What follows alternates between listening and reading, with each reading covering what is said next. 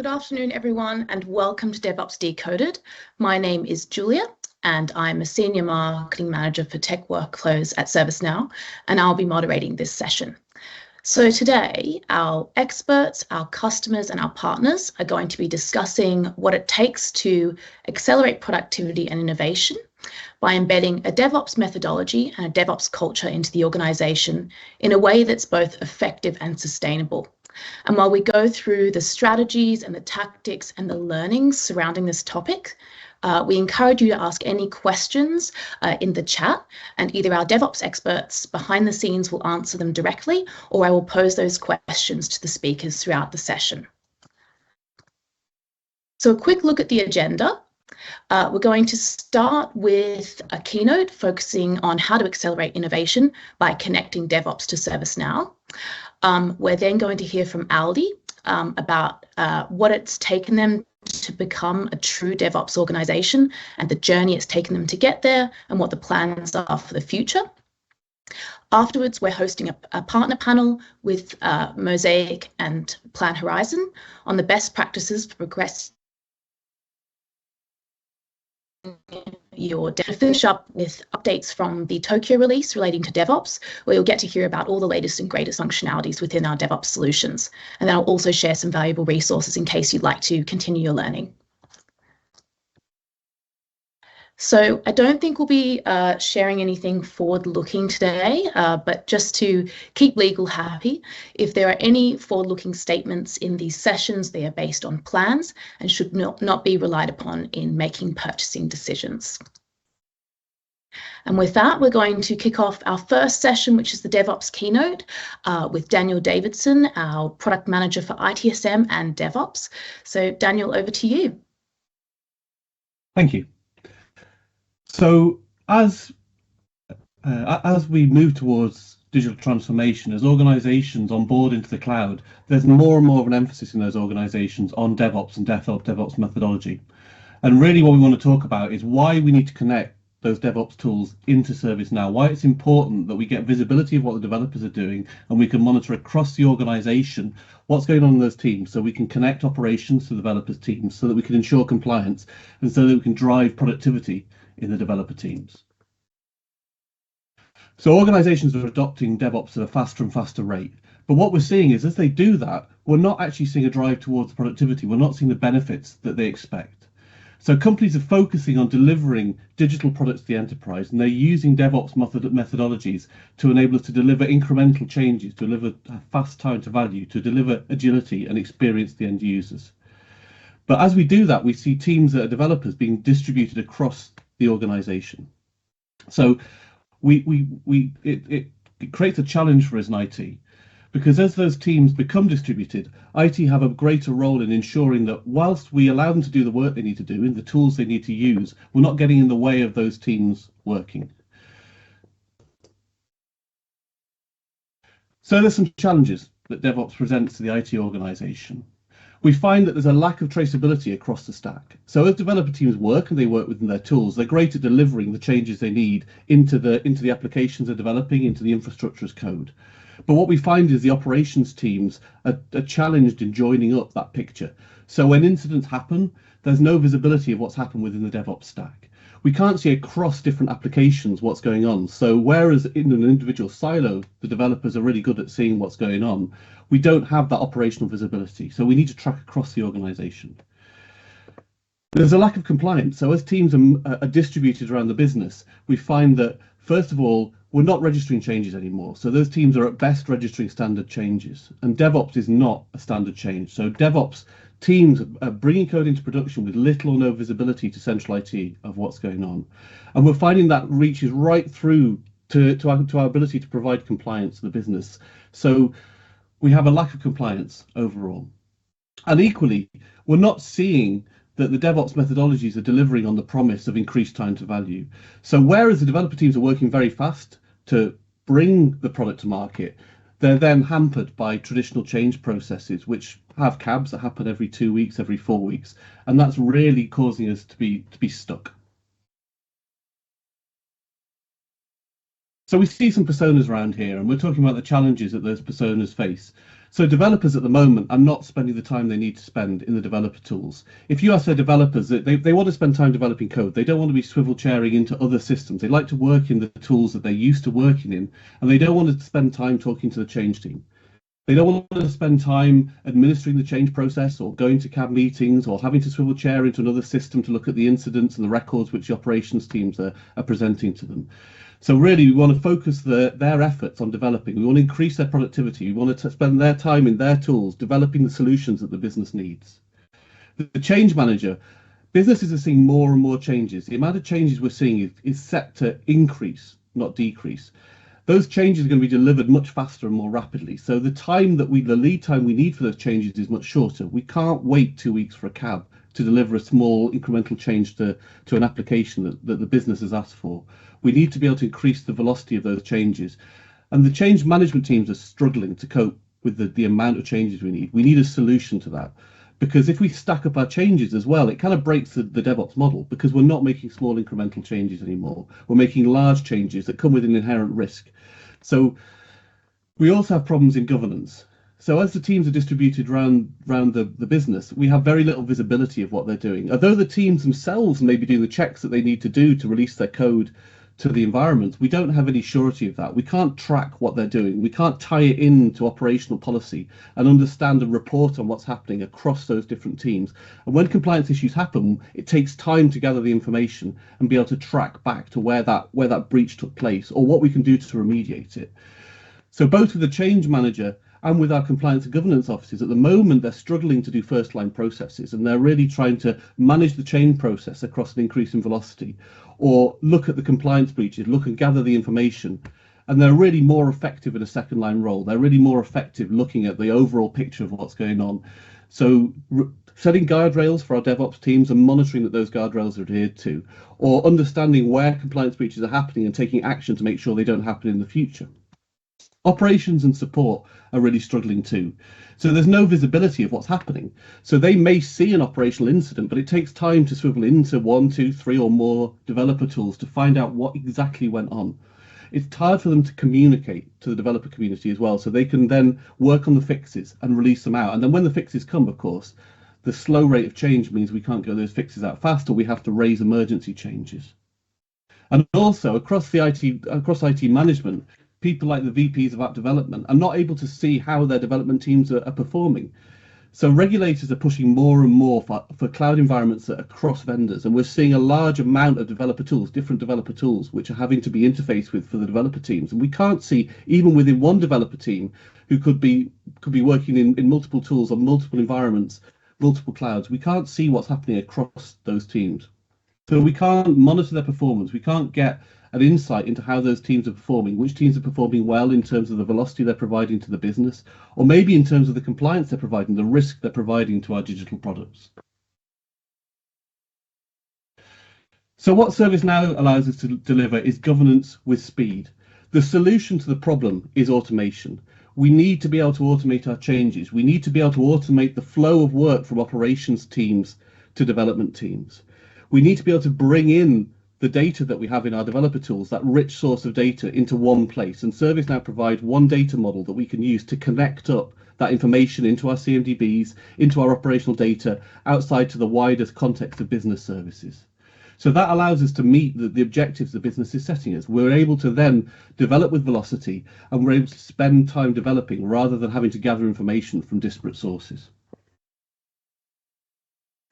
So that bridges the gap between developer platforms and developers. So we can optimize the communication between teams. We can facilitate better communication, and we can allow those teams to work better together without having to swivel into their different tools, without having to cross into ServiceNow or back again to the developer tools. And that really allows us to shift left as well. So what we're talking about with shift left is we're talking about looking at the problems as they occur in the developer systems. So we have unit testing, we have the ability to measure security compliance, we have the ability to measure to measure how good our code is. What we want to do is we want to stop changes happening in an early stage in the developer's pipeline. We want them to fix those changes before they go to release.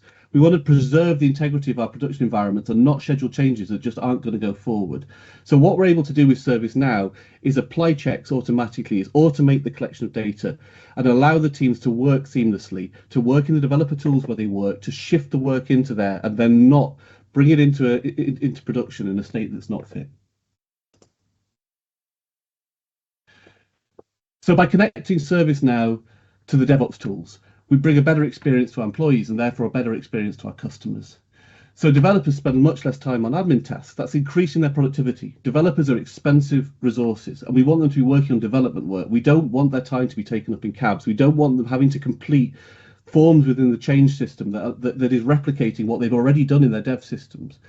We want change managers to be able to see the information and data that they have within the development tools, because that line of sight allows them to run automation against those checks. So they don't have to check the changes anymore.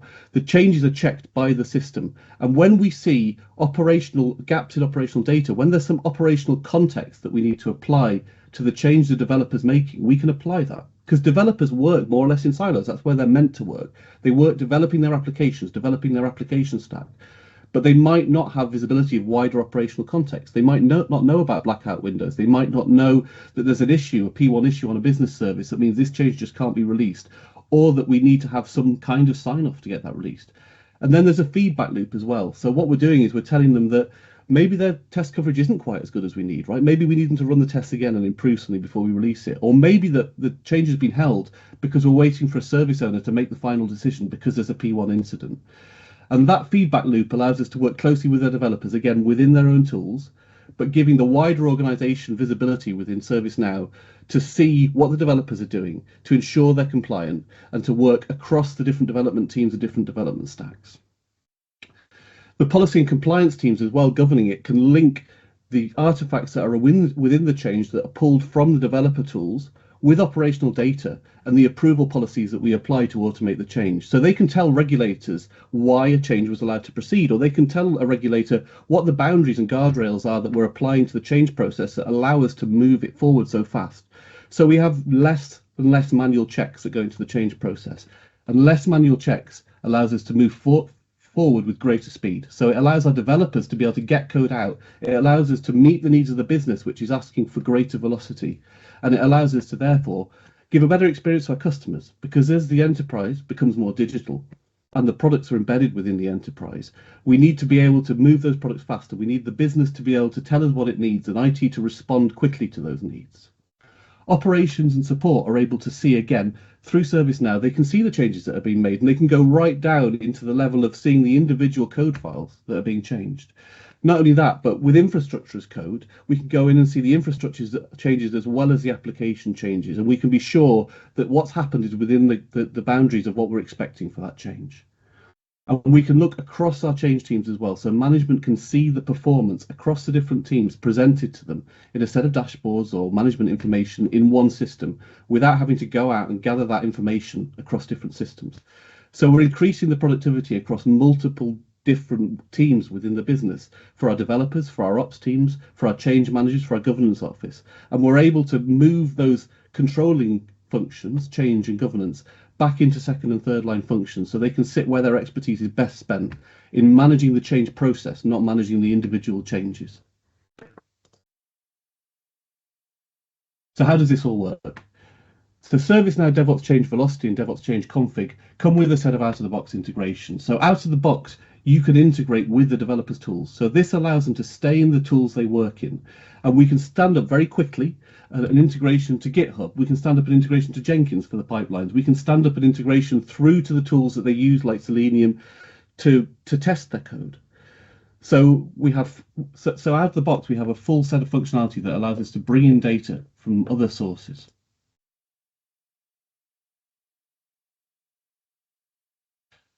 So when we have this data in ServiceNow, when we're automatically raising the changes, when the developers don't need to move away from their systems and we're registering the changes that are being made by them, so we have operational visibility, we can then automate the change process. So again, out of the box, we give you a set of change policies that allow you to apply to the developer's work as compliance. So we can tell whether the builds were successful. We can tell whether security tests were passed. We can tell what the code coverage is, and we can apply some thresholds to allow the change to move forward, or to apply a certain level of risk to a change based on the operational data that we're getting from our ServiceNow system and based on the development tools data that we're getting from the development tools. And if it's appropriate, we can auto-approve those changes. And if it's not, we can apply the lowest level or the least amount of work we need to do to get that change moved forward. We can use our data model within ServiceNow to pick the right service manager to approve a change, to move it forward. Or we could even move that forward into a cab if it's a high risk thing that we want to have wider operational insight. But what we're doing is we're only holding changes when they need to be held. We're not holding back every change just for the sake of it to gather information. And then when we've got all these changes in and we've got all the data from the changes, we can apply a standard set of metrics to those changes. So out of the box, we give you a set of reports, and we can see from a baseline how those teams are performing. So from day one, we start measuring. And we apply industry standard metrics like DORA. You get them out of the box. So we can see as the changes are being brought into ServiceNow, you can see how those are being performed. We can add up in operational data so that we can see the incidents being created by those changes. We can see the impact to the business, but we can also see how well those development teams are working. And then we can analyze across products, across teams, across vendors or whatever. We can analyze how well those teams are performing. So ServiceNow providing a single platform, a single data model allows you to tie all this data together. We can bring in granular data from the developers tools into our change process. We can then look at operational data like services, and we can link through to service managers. We can even go through to our compliance suite and link our compliance and policy statements through to our individual changes. And with one click, we can see an audit trail from the developers tools straight through to a policy being met in ServiceNow. And all that, again, is bringing automation to the fore. It's allowing us to automate our change process, automate our compliance process, automate the release of code into production, and not have the halts that we needed for a traditional change process. So just to summarize, so we're trying to increase the velocity of change within the business. We're trying to do that by bringing everything into one platform. We're trying to shift left and allow the developers to see what's going on in their change pipeline, what could halt a change before it gets to the point of release, so they can fix that in advance. They can work in their own tools to see what they need to do to get approval to move that change forward. We're allowing operations teams to see the wider context of what's going on within the business. And when something happens, they have visibility right through to the artifacts that have been deployed into production, when they were deployed, or maybe the history of changes for that system. We're giving visibility to people in management to see across the piece how our developers are doing. And again, moving people in change management, moving people in compliance and governance back to second line processes where they're monitoring the success of their process and making sure it's fit for purpose and fit for use, and not blocking the velocity of change through to the business. Thank you. Thank you so much, Daniel, for that. You've set the scene perfectly, and you've definitely given us a better idea of the challenges that organizations are facing and how DevOps can help solve those challenges, and also, why DevOps for ServiceNow. So thank you so much. So moving on to our next session, we're going to hear from Pascal Engelin about how he and his team at Aldi are putting the DevOps methodology into practice and how they're creating a real cultural shift to realize its true potential. So Pascal, over to you. Yeah, hello everybody, and welcome to my short session. I will explain what happened at my company and mostly the steps during our DevOps journey, starting of course with our business case. Why did we start thinking about DevOps? Why did we wanted to introduce DevOps? Most of the slides you will see from my side are really authentic slides that I used during our journey in our company. And at our company, everything starts with the so-called situation, complication, and solution slide.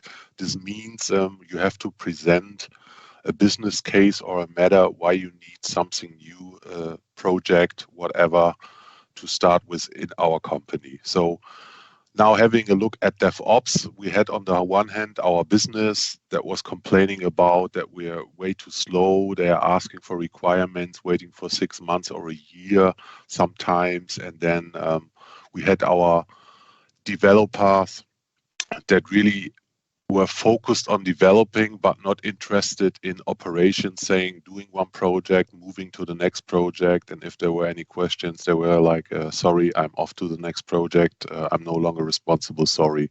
And of course, in the end, our operations team that was working their way, and we had some kind of like a wall between the two of them, and so DevOps seems to be the best solution for it. So first of all, of course, we got deeper into discussions and workshops. What can we do? What are the problems? And is there anything that all the people around us would like to see that we should move on? And we were already discussing introducing Agile and everything. And then from every side comes, we need speed. We need to speed things up, and DevOps is the only solution. So as you see here at the end, at the solution and conclusion, we use DevOps to speed up our time to market. We want to establish end-to-end responsibility, which means bring together the development teams and of course our operations teams. This will be done with cross-functional teams, and of course we were hoping to increase the team productivity and of course the employee satisfaction. So this was the start. Everything went well. Everyone agreed we need to do this. And of course, next step was, what are our goals, our main goals? What do we want to achieve? And during like a few weeks, a lot of sweat and tears, we came up with this solution or this conclusion. So first of all, product-based team focus. At the beginning, of course, coming from ITSM, coming from ITIL, everything was viewed on a service, and now we will switch to products and a product-based team focus, which also means that we bring together, of course, development and operation, which leads us to point 2, the end-to-end responsibility. And this is really not an easy one because we're working with a lot of external vendors. So that means if you form teams that are end-to-end responsible, that means you have different companies coming together in one process. For example, imagine incident management. We have a GSD that's sitting in Hungary, going up in a second level support to an external vendor, going to the third level support, which is then from Aldi, and mixed up in one team with one responsibility is really not an easy one. Yeah, a third point, continuous processes, which to sum it up basically means continual improvement, viewing everything, listening to everyone, and to collect the best data and to improve everything faster. And last but not least, if you're talking about DevOps, of course, automation is one of the biggest buzzwords. And from my personal point of view, is one of the main goals, because if you want to generate speed, automation for me is the best answer. Just switch to the next slide. And what you see here is the project timeline. As you see here, we started in January 2020 when we had the business complaining, and first step was the part of an agile transformation. Our customer interaction department did a total transformation from sequential waterfall model to agile, and with agile, where we fill the gap between customer and development. Then of course there also the introduction of DevOps, where we fill the hole between development and operations. So as you see, they started in January 2020, and biggest challenge, again, from my point of view, of course, is the mindset, which means everyone needs to learn to work with agile ways of working. We have the old stuff, old management teams. Now we have product owners, scrum masters, and so on. And we are working in sprints, which was really not easy to bring people together in that way that worked like 10 years or more in a totally different environment. As you see, there were several months before we really started the design for our processes.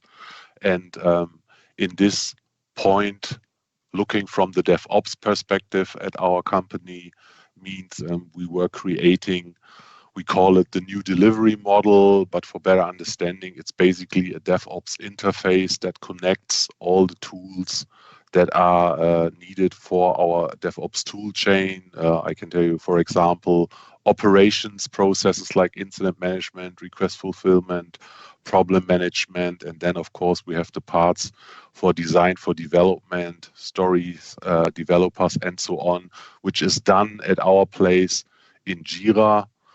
If you create a bug, a story, or so on, and then for pipelining automation, we are using GitLab. So with the standard APIs from ServiceNow, it's relatively easy to connect these three tools with ServiceNow, a single point of information. And designing this process, hardest competition was to bring together the ITSM or ITIL processes with the agile processes.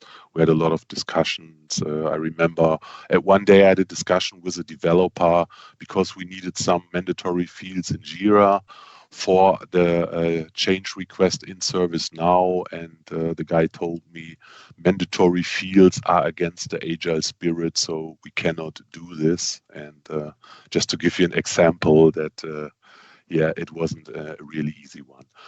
A few months later in March, we did the real development. As I said, connecting the three tools, automation, of course.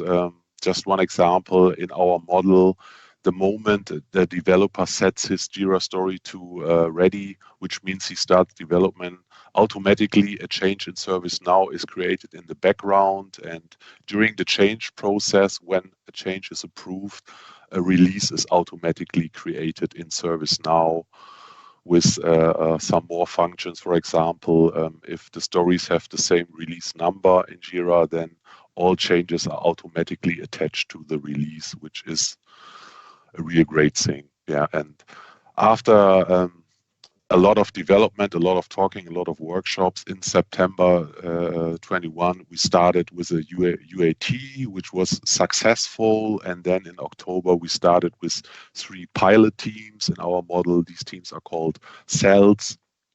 And as you see, we had some more months because we had some, I would call it, process improvements. And then in February this year, we had our full go live with the whole customer interaction department and all the cells. And as you see, I wrote down for today, we have 1,270 change requests that have been proceeded through our DevOps or new delivery model interface. But the number is wrong. I had a look this morning.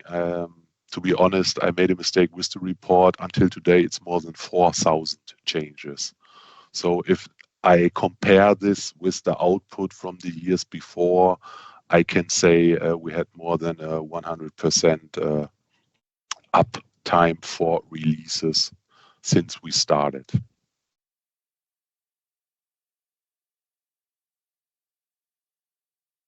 Okay, so what are our next steps? Now that we have our interface that includes the ITSM processes, as I said, operations processes, incident management, request fulfillment, problem management, of course, for transition, change, and release management. We want to start to automate our catalog requests in ServiceNow. We already done this with 2 requests, and it's a direct connection from ServiceNow to GitLab. So we have ServiceNow where the request triggers the change creation, and with the change approval, the pipeline deployment with GitLab is automatically done.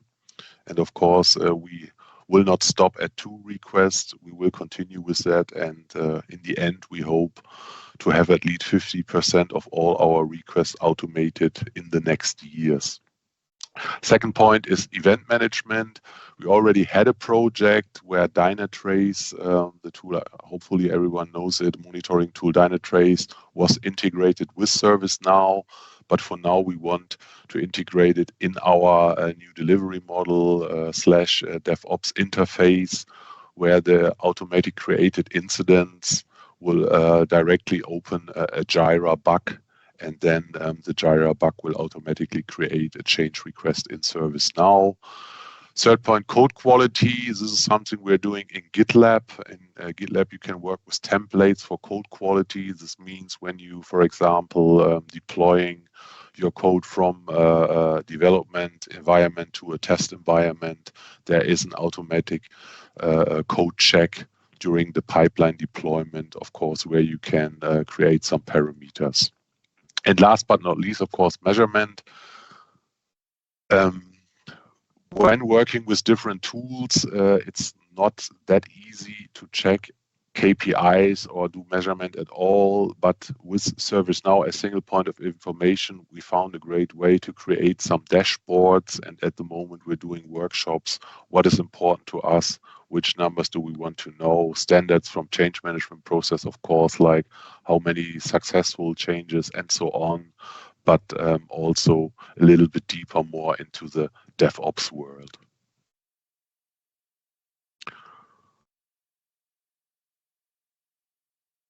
Yeah, and last but not least, of course, I want to share my experience in a way that I have some tips if you are starting a journey like this or a project like this. And I just entered 4 points, of course, there would be more, but from my point of view, these are the ones that are most important. So we have the first point saying what plays a role.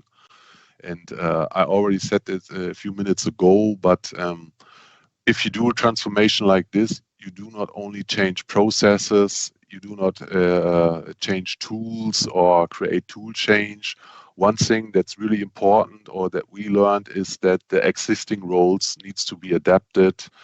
I just wrote down classical manager versus product manager.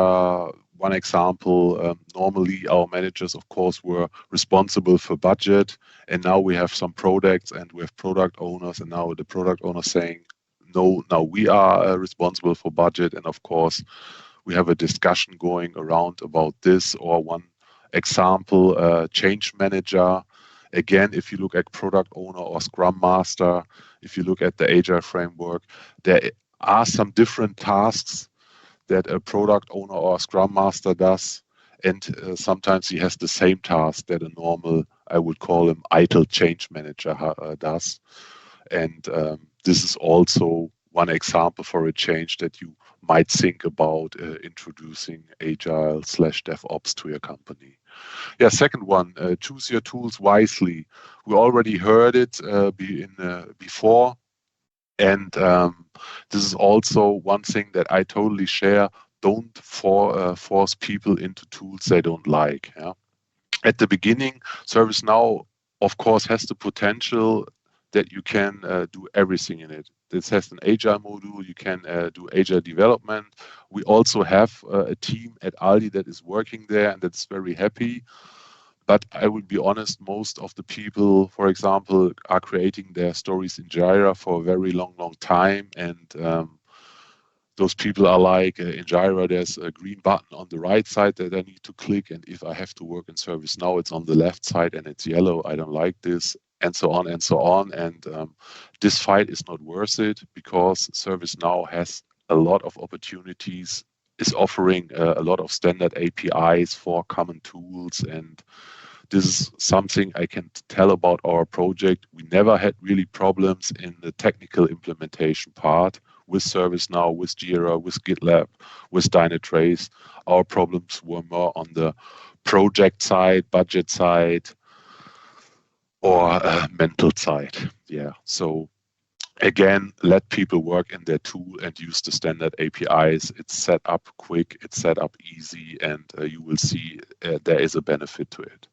Yeah, what's your standard? As I already said, we were living in the, I call it ITIL version 3 world when we started. You know, we had the service life cycle, everything else, and then we had the Agile people coming up saying we have a Scrum Master, we do 2-week sprints, and so on and so on. And there was, of course, a wall of confusion between the ITSM people and the Agile people, and we learned the hard way, bring them together as fast as possible, let to work them together, and yeah, you will save budget, time, and of course, tears.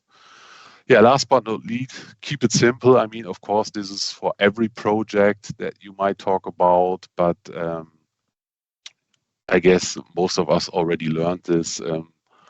Don't make it complicated. A project brings their own problems by themselves. You don't have to take care of to create any problems.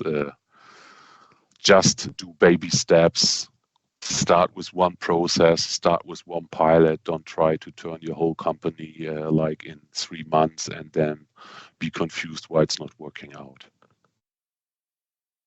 Okay, so far so good. These were my slides. I guess we have some questions now. Let me have a look.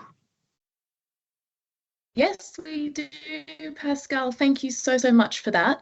I think it's very clear why Aldi has been so successful so far, and that's because your strategy has been built on prioritization and making choices about what to focus on and when. And a lot of those questions that are coming through from audiences are related to that. So is it okay if I ask you probably just 2 questions for now?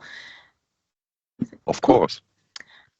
Perfect. So first question is, and I think you've got some slides to back up some of these, your answers to these questions, but first one, a couple of people have asked, how did you measure the outcomes of what you were trying to achieve at each stage of your overarching plan?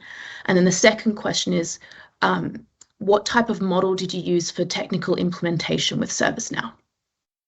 Okay, both, of course, great questions. As you said, I have some more slides. Let me just try to switch to the next one. I have to say, hopefully the clicker is working. I clicked 3 times, it's not moving. Perfect.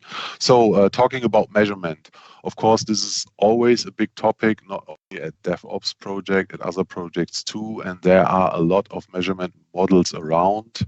And we picked up one that was, if I remember correct, created for project management. And then we sat together with like 20 people talking about what does it mean to Aldi, yeah, when we talk about this. And so we came up with this 5 stages model. As you see, with the initial stage, traditional setting with Dev and Ops departed, which is where nearly every company starts with, and starts thinking about what will we do in the future, have some workshops, whatever. And then we go to stage 2, which we call managed, beginning of change mindset focused on agility in dev and of course, and initial automation in ops with emphasis on collaboration. So the real start, when you start with this focus where you see the first changes, which lead us to stage 3 defined, and then we have the organization-wide transformation begin. As I said a few minutes ago, always start small, pick one pilot department to begin with, and start with the defined processes and established automation. And then we are at stage 4, which we call measured, better understanding of process and automation. You learned a lot in stage 3, and then of course followed by continuous improvement. To give one example from practice, when we started our delivery model, we started with the change management process, and our improvement was then automation of release management process, just to have one example. And of course, in the end, optimized.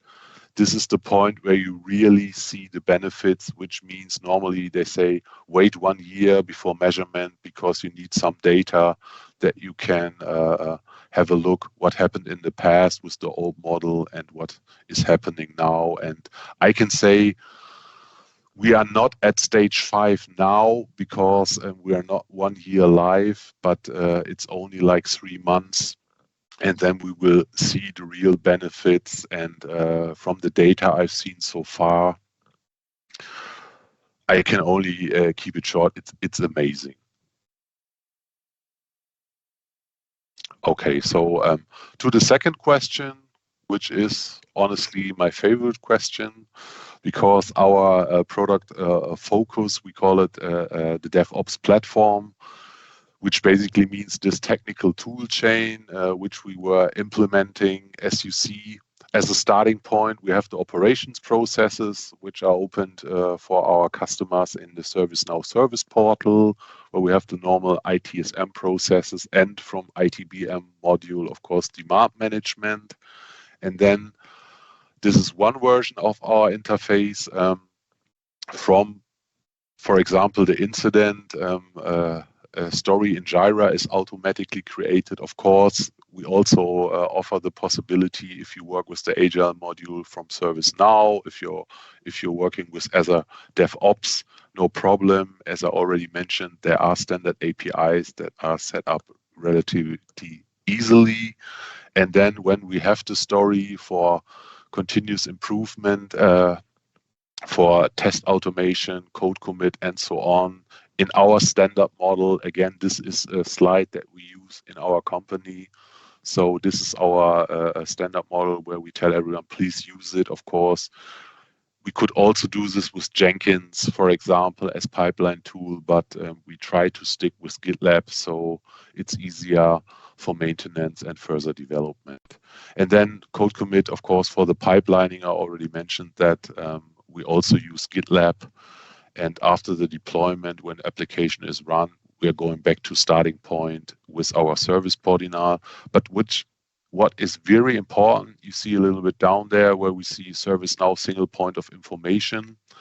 The moment when the Jira story is created from the operations processes, in ServiceNow we have a work item, which is basically nothing else than a data container, and carrying all the information from the story, bug, task, whatever. And during our process, this work item is transferred into a change request. And in ServiceNow, we modified our change. For example, in the related links, we have a tab where you can see the code commits from GitLab, and we have a tab where you can see the pipeline deployment from GitLab. So in ServiceNow, it doesn't matter if you're working with Jira, GitLab, or ServiceNow, all the information are stored in ServiceNow. So if higher management asks for a report, you don't have to tell them, if you want to know this, please go to Jira. If you want to know this, please go to GitLab. You can just tell them, look at our DevOps dashboard in ServiceNow, and there you have all the information. Yeah. And this is also our personal best practice for linking ITSM processes with ServiceNow. I could talk for hours about this model, but we don't have that time, I think. So if there are any more questions, I would happily answer this, or I would just thank you for listening. Thank you so much, Pascal. I think you even answered quite a few other questions coming through in the chat relating to Jira and ServiceNow processes. So that's fantastic. Thank you so much for your time. It was really inspiring, and I'm sure everyone's got some really good takeaways from that. So thank you. So moving on, we have our third session now. One sec. Yep, and it's our partner panel, and we have Rob Smith from Mozaic, we have Thomas Tesh from PlanHorizon, and we've got our very own Mark Verstock from ServiceNow, and they're going to be talking about the best practices for progressing your DevOps journey. Over to you guys. Good afternoon, Thomas and Rob.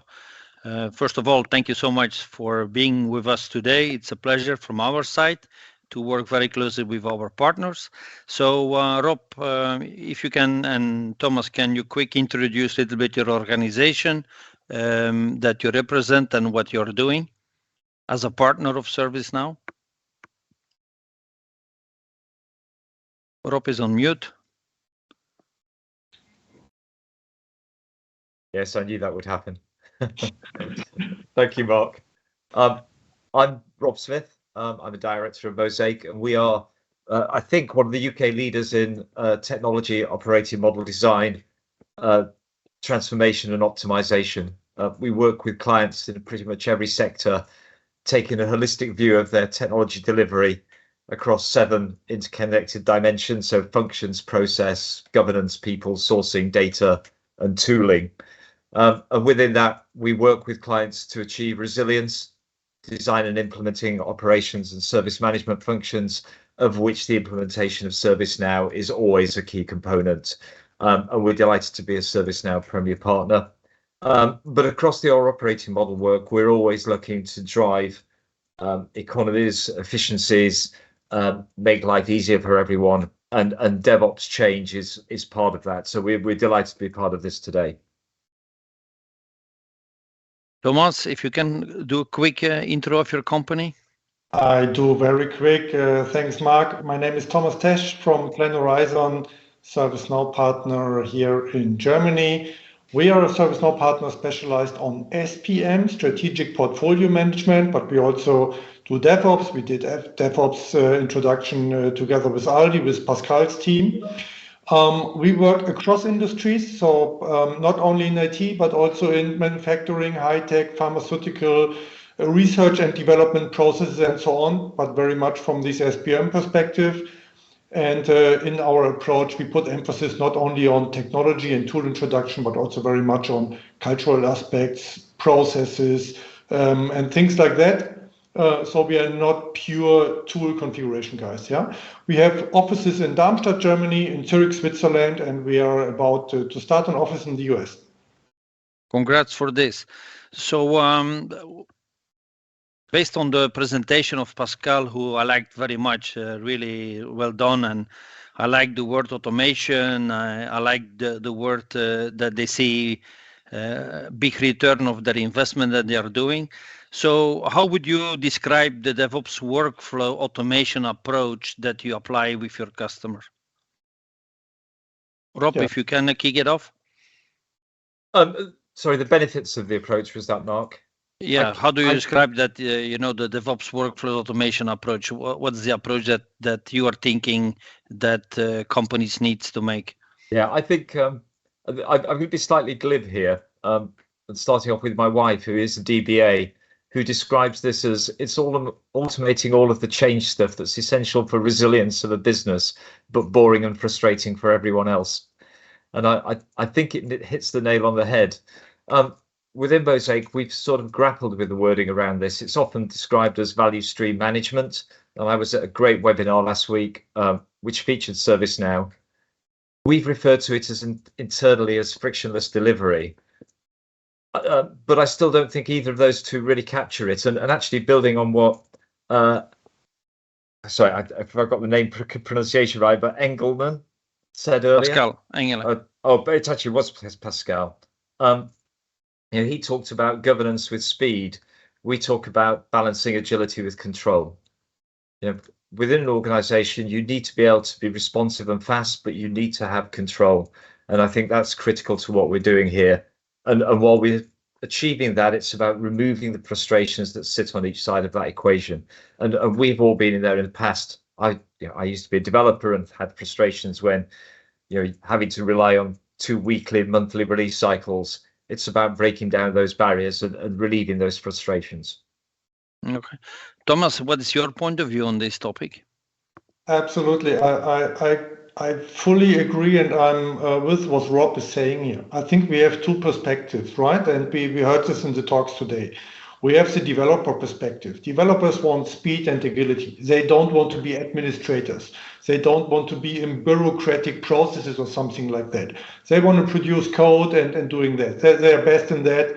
They are probably expensive guys in some organizations, so they should do what they can do best. That's very important. On the other hand, on the operation side, we want to have stable processes. We want to have stable deployments. We want to have quality and things like that. So we need some regulation, some control, some governance to make this sure. And these are the two poles that are a bit conflicting and that we bring together with the approach of ServiceNow DevOps, right?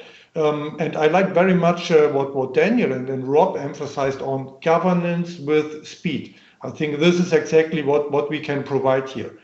And just to add on this, what I like very much about the approach of ServiceNow DevOps, it's tool agnostic. So we can integrate all the development tools you have, right? So we don't have a discussion about do we use this or that or Jira or whatsoever, right?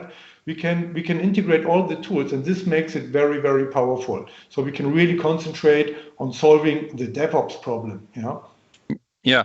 So you mentioned that that it's very agnostic towards tooling. What other benefits do you see from this approach? What we see, what has been happening with software development, if you look probably 10 years ago, so people were having static release calendars, static release cycles, and now we move to more frequent releases, more frequent delivery, more digital products are out there that need to be serviced 24/7 and changed 24/7. So agility for the business also is a big point here. Second thing is we have more complex infrastructure. Infrastructure becomes more dynamic. 10 years ago, our customers were coming and said, look, we have some on-premise system, here's our application server, here's our database. But now we have things in the cloud, they are hybrid. Some of them we are operating, some of them are operated by third parties. So this makes everything much more complex. And the benefits we get from DevOps here is, faster delivery, more secure delivery, handling these more complex environments in one single tool in ServiceNow across the whole landscape, right? Yeah. Rob, we talk a lot about workflows, so can you elaborate a bit on this, on the main benefits? Yeah, and actually, just building on Pascal's talk, which I thought was fantastic, and Pascal was talking about getting some of the analytics, some of the numbers out as they move forward. Just going for some really cold, hard numbers, but where we have taken this approach, a number of organizations, the numbers are pretty much consistent. We see 5 times faster release cycles and a 20% reduction in change effort. And I think everyone has talked about this so far. It is the time that developers waste doing the admin to manage change through the system. And if you're reducing that by 20%, that is a significant saving on very expensive people who add a lot of value to your business. And that 20% reduction is fairly consistent. It has the added bonus that in regulated industries, you have a complete audit history in real time. So if you're working in banking and you have to meet MiFID II requirements, or if you're in, say, insurance and have Solvency II, or whatever policy the government wants to throw at us next, you can be sure of having clear, auditable, traceable, compliant data in one place in ServiceNow that you can depend on. Okay. I think actually in that context, it's an absolute no-brainer. Okay, super.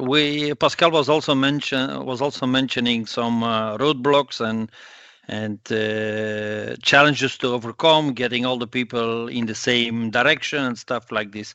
What are the challenges you have experienced supporting your customers, and how were you able to overcome these challenges?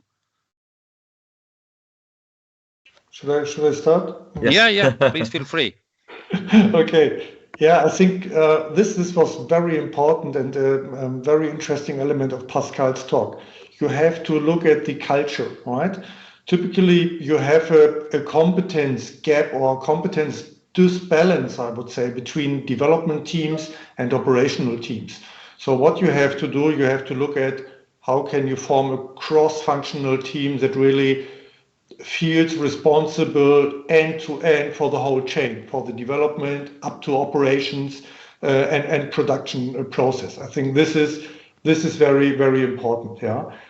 Another thing, just if you look at how we approach the project, and I think there are also very interesting learnings that Pascal has presented, and they hold for many projects in IT, is starting simple, keeping it simple, doing the basic stuff first.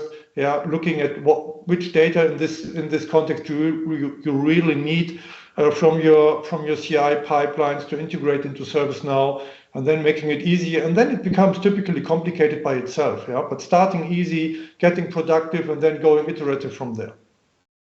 Yeah, I couldn't agree more. And actually, I think we see one major challenge, which is ensuring one has the right buy-in at the top level of the organization. This isn't a change that can just be driven bottom up. It needs top-down support. But where we have that from the CTO, as we just said, if you start small and build incremental benefit, you achieve buy-in, you make life easy for people. So as Pascal said, And there was a question about this. If you allow people to use Jira and integrate that with ServiceNow rather than forcing them to use the ServiceNow agile planning tools, if that's the way they prefer to work, then you overcome the cultural barriers. The key thing about this is that it absolutely works. It breaks down those frustrations between development and operations, and therefore the cultural changes become easy, and it becomes something that people want to do and want to make happen rather than be imposed upon them. Okay, good. During the keynote of Daniel, he mentioned about increased productivity of our developers. A developer needs to develop. Thomas mentioned it also.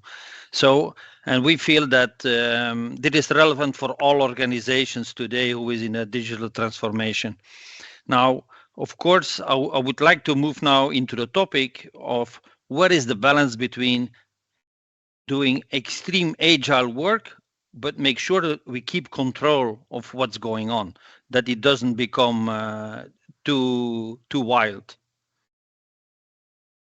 Thomas, what? Yeah, very, very interesting question. So what we see at our customers, especially if we look in the transformations that are happening, for example, in automotive industry, they are now building digital products. They have to make sure that they understand the development processes for software and the operations for software in very complex environments.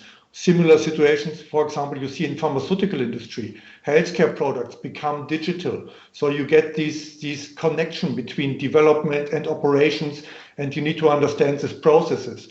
So I think, yeah, what is the right balance? This is a very good question. I think this has to be a bit found out. So you want to have as much speed as you can have without, hampering your services and bringing your services down, right? This is the idea. Important is also what we see and what Rob mentioned earlier, to always have this look at this end-to-end traceability. So it's not only about speeding up the development and speeding up the agility, but always understanding for this requirement that we have got here. So what is the digital artifact now we have out there somewhere? How are they connected? So, and this is something we see in financial industry and also for this complex digital products where this becomes very important.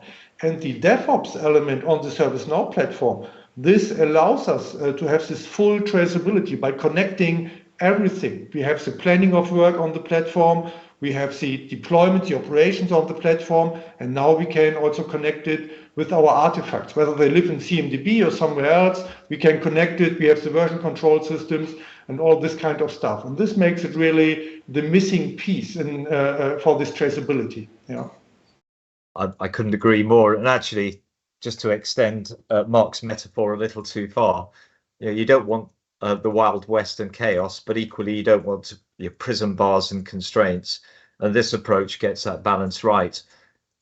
The trick here is to try and enable change to go through as standard change as much as possible, codifying the guardrails within ServiceNow and having traceability through the system so that you know that the right things have happened without putting undue force, oversight control to ensure they happen. You can trust teams to do it as long as you've got the right guardrails in place and as long as you have the right traceability, audit controls, etc. And that's how you get the balance right, and that's why this works. Okay, great. So to close the conversation, the last question that I have for you guys, what is the first step on the journey that you recommend to organizations to implement? Can I start on that one, Thomas? Thank you. Yeah. Just to say, I thought that Pascal's example was perfect. It was a perfect example of how one does this. You don't try and boil the ocean. You start off with a pilot area, a proof of value. You look at the workflows. You look at where the real value lies in them, where the bottlenecks are, and you codify them. So you automate those in ServiceNow. You demonstrate the real value of the approach. You get buy-in. You allow teams to integrate using their own tools, and you prove the value, and you measure. And when you measure, you learn, and then you improve from there. And it is a perfect example of an incremental change process, exactly as Pascal described. So basically, you're building success on success. You prove success, and then you grow the success. And Thomas, I'm sure you did the same together with Aldi. You were the partner over there. You guided them. So that's the preferred recommendation also from your side. Absolutely, and this is the first step. And I think to everybody here now being participating in this webinar, first step is being in this webinar and listening here. Then you get a lot of insights, and this is the foundation for the next steps. Yeah, I think you will collect many ideas. Look in your delivery processes. Look in your value chain, where you have friction, where you have problems, and then I think it's a no-brainer to go from there. We are ready to help you. Many thanks for all the wisdom from you guys. Looking forward to work with you even more in the future. And I give the word back to Julia. Thank you.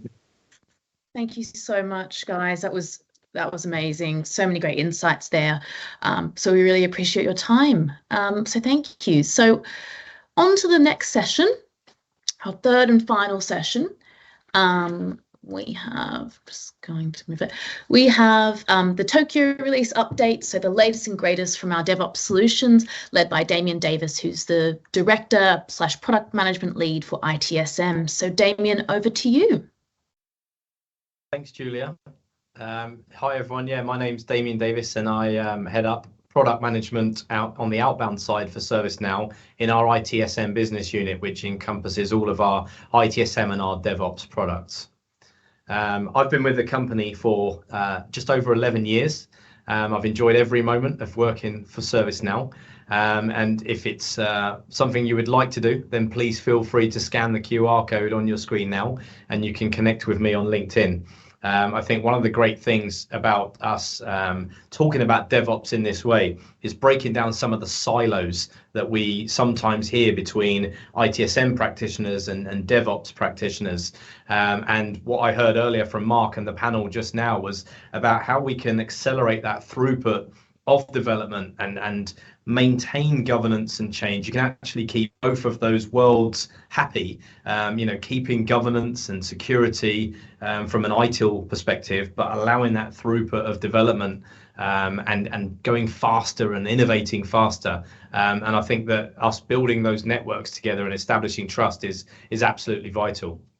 Now, as we talk about DevOps and the transformation journey and what's new in Tokyo, I think it's worth just taking a moment to remind ourselves of the value stream here at ServiceNow, because the technology strategy that we have really does become a business strategy. It's where digital business needs that foundation to drive technology excellence.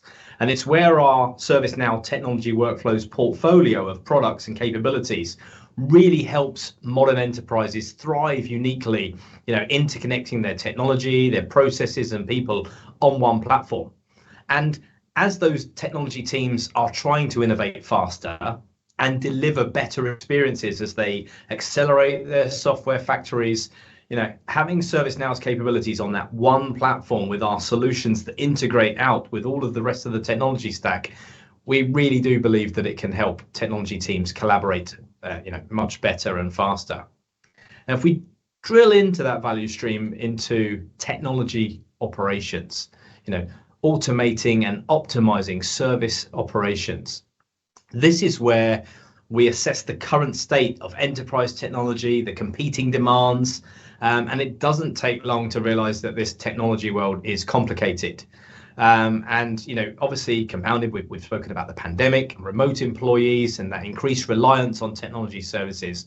What we need to make sure is that we can accelerate that throughput of change. And ServiceNow's DevOps capabilities allow those developers to keep working in the tools and the framework that they're used to working in. And at the same token, organizations can have that degree of confidence that they are not going to be taking systems offline or critical systems offline. And then we can talk about the capabilities that are specific to ServiceNow's ITSM portfolio, which includes DevOps, that are new in our Tokyo release. And as a brief reminder to the webinar audience, when we talk about Tokyo, we're talking about the current version of ServiceNow that is market ready and available for our customers to upgrade to. Our release cycle of 2 major releases every year, we call them family releases, are named alphabetically in order after major cities. And I can tell you that I was here back in 2012 when we first launched the Aspen release, and then Berlin and Calgary. And Mark, don't panic, I'm not going to rattle off every single letter of the alphabet, but here we are today with Tokyo. And next year we will go to Utah and Vancouver as we go on this global journey, embracing the continued innovation of ServiceNow. But in addition to our family releases, we also have a store release. And if you think about an iPhone or an Android phone as the platform and all of the apps that are on your phone, they're the various applications that you can download from the ServiceNow store. And many of our capabilities are delivered through the store on a much more frequent cadence than our family releases. So even at ServiceNow, our own innovation development is going much faster and quicker, and we're able to continually add more innovation because of our embracing of DevOps, framework, technology, etc. So some of the key highlights that I'm going to walk through are things like our new admin center, our service operations workspace enhancements, the new user interface. We're going to talk about DevOps config, brand new configuration capability, as well as some enhancements to our DevOps change velocity. And then I'll wrap up with some of the accelerated root cause analysis capabilities, and then we'll turn it over to a conclusion. So let's start by talking about Service Operations Workspace. Now, this was actually launched at the start of 2022 in March, when we launched our San Diego release before Tokyo. And the idea was that to drive new levels of productivity, automation and innovation, as you expect with all of our releases, there's a ton of innovation and capabilities. And one of the things that people told us, especially developers, they said, ServiceNow, we don't like your product. It's too clunky. It looks and feels a bit old. And yes, you might be the market leader in ITSM, but we really want this new interface that looks and feels like modern enterprise technology should do. So we listened, we heard, and we delivered what we call Next Experience. And to inspire employees with smart, intuitive navigation, personalized workspaces to engage teams and fuel productivity. And this can really help drive value by solving issues faster with everything you need in one place, delivering an engaging experience, simplifying how teams work using context-driven information and resources, working smarter, working faster, surface insights and deliver intuitive information based on historical data and context, and to be able to build and develop quickly, creating and configuring engaging experiences to boost teams' efficiency. And as part of this user interface, we've launched the whole concept of configurable workspaces for the persona that is working in that workspace. So for an IT agent or for an operator, the Service Operations Workspace allows those agents and operators to do their daily work in a shared workspace. And while daily work configured in a way that is enjoyable for each user is important, the benefits of collaborating between these teams in quickly resolving deflecting incidents, working through changes and automating changes is a unique value of this shared workspace. And because it's configurable, we can actually configure it for a change manager or for someone that is approving those changes coming into production. And it's actually one of our demos that we can showcase of the DevOps capabilities is starting within this new workspace, the change workspace. And it's included with all levels of ITSM and ITOM at ServiceNow. So that's the new user interface. And then, beyond that, this one is the DevOps config.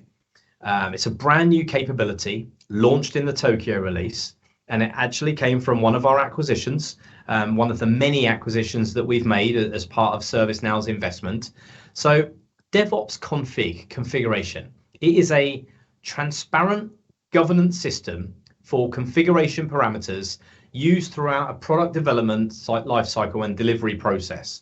And what this capability does is it centralizes configuration options for every CI, every configuration item in one place so that access can be controlled, so that policies can be applied to ensure that all the configuration parameter changes remain within appropriate guidelines. Now, there can be potentially hundreds depending on the size of your technology stack, thousands of configuration actions that are part of a software or a project release. Now, they can be spread across many different repositories with varying degrees of control. And it is easy to miss something like changing a database configuration string, for example, that could result in a failure in production. So with an increase in software reliability from testing, security scanning, configuration change outages are now one of the leading causes of issues occurring in production. So what this does is it ensures high availability, it avoids the potential for negative exposure, and it can help eliminate outages caused by configuration errors. And what it does is it connects to the tools that are already being used to centralize configuration parameters in our CMDB, and it helps all those access controls and validation policies.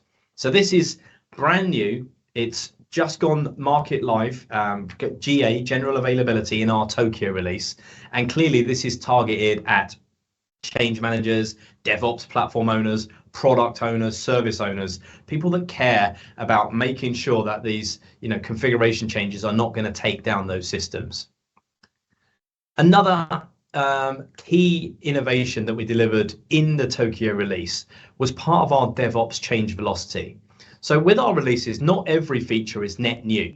It might be that we've made significant enhancements based on user demand. And if you're not already aware, we have the ServiceNow community, we have a DevOps community, and there is an ideas portal. And ideas and product enhancements can be submitted and then voted up and voted down. And those that are voted up from our community land in the desk or the laptop of a product manager. And that can really help us prioritize our product investments so that we can meet those challenges. Now, the integrations for DevOps change velocity in the Tokyo release have been extended. We have added support for a new pipeline, GitHub Actions, to complement the existing support for GitLab, Azure DevOps pipelines, and Jenkins. And you can now apply our automated change policies and insights to teams using GitHub Actions. So since the acquisition of GitHub by Microsoft, the range of organizations using GitHub Actions as their pipeline tool has exploded. Like other pipeline tools, it can be difficult to ensure appropriate governance of the delivery processes, and the development teams do not want to resolve that by manually entering change requests into ServiceNow. Of course they don't. But artifacts can decipher the full content and history of a release that may have multiple components spread across all the build phases and the release phases. And our customers are telling us they need a way to leverage that artifact information in the governance of their pipelines, hence this enhancement. So gathering and reporting on metrics from the DevOps tool chains, it used to be a laborious process, and often there are multiple tools involved that can vary across the teams. So this provides our customers with an easy way to collect and interpret the performance of the development teams. Adding full governance to GitHub Actions teams leverages full release information, and what it means is that we can connect those pipelines under DevOps change velocity. It just adds another pipeline tool to the library of those supported pipelines. Normalization of pipeline data allows for side-by-side management and automated governance for the different development teams, even if they're using different tools like GitLab, Jenkins, ADO. Think about the many tools that we've seen out there in the landscape. So that we believe that this is really going to help drive productivity and help the throughput of automated change. Next, I'm going to come on to the root cause analysis, accelerated root cause analysis. Now, this is part of our investigation framework. I go back to the service operations workspace. Think about the agents that are living in that on a daily basis. Incident managers, change managers. What about problem managers who are trying to resolve issues or get to the root cause of issues? Now, one of the things that problem managers have been asking for as part of that investigation framework is to be able to quickly identify and resolve alerts and issues caused by configuration data changes. Setting a policy to prevent similar issues in future DevOps releases. So inadvertent changes to configurations we know causes outages, and operators need to access before and after configuration settings so they can address the alerts and prevent those future issues. So the quicker resolution of these alerts and the related issues, as well as the ability to set informed policy to prevent future issues, means that the investigation of a root cause of an alert by exploring those recent changes within Service Operations Workspace, having that side-by-side view before and after DevOps config data, and it can be filtered for each change. And then ultimately that allows us to create a policy to address the root cause. And it's going to prevent future configuration changes from causing similar problems before they're even released. So that's a very quick high-level overview of just some of the innovations that we have provided in our Tokyo release. And as we wrap up on those new innovations, we just want to kind of ask you to take away some of the key questions that you've heard throughout the panel discussions and in Daniel's keynote. But, ask yourself, how can I accelerate the velocity of my DevOps changes in my environment whilst ensuring the right level of change governance and auditability? How can I identify improvement opportunities in my software delivery value stream and improve overall developer productivity? It seems to be the number one question that comes up when we talk about DevOps, is about improving developer productivity. But how can we also, as an organization, identify and stop those bad configuration changes before they're deployed to a product? What is needed in a process of releasing and update products with high velocity, resulting in products and services that are both stable and secure? We believe at ServiceNow this is achieved with the DevOps way of working that results in high frequency, small incremental changes. So that concludes my presentation, Julia. I believe it's back to you. Thank you so much. Thank you, Damien. That was great. And I think it would be great just to finish on one question back to you. I know you've worked at ServiceNow for 11 years. You're an absolute veteran, and you've been working with hundreds of customers on accelerating productivity, improving the rates of innovation, and sort of creating those governance, putting those governance processes in place at the same time. My question would be, if there was one thing that organizations should be focusing on next year when it comes to accelerating the DevOps journey, what would it be? I think we've kind of covered it in that it is about increasing DevOps developers' productivity. It's about making sure those developers can continue to work in the tools that they work in today and continue to develop and create these new product innovations, and let the organization have the tools and processes to maintain the governance. That's great. That's all we need to hear. Thank you so much, Damien. Appreciate your time. Perfect. So that concludes today. We'd just like to say a massive thank you to you all. We really appreciate you taking the time to engage with us at DevOps Decoded, and we do have some resources in the chat if in case you'd like to continue learning and get more into detail around the new DevOps solutions that are available. And with that, have a great day.